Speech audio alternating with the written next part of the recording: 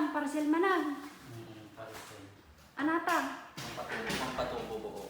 Kasi napapanot na tayo. Nabadi, ang tubo at abo mo, puro ka parcel, pang patubo buo. Mananano ata na pang patubo buo dun. Ay buo mo, madi mo itong tubo. Kalbulat ta.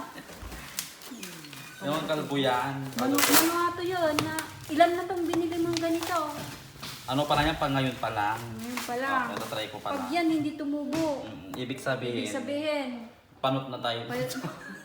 panot na talaga. Panot na tayo. Panot. Pag tumubo.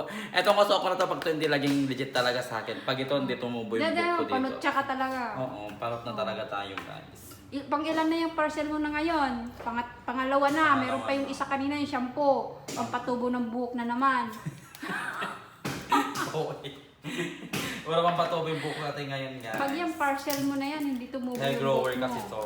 Nag-ano kasi lang.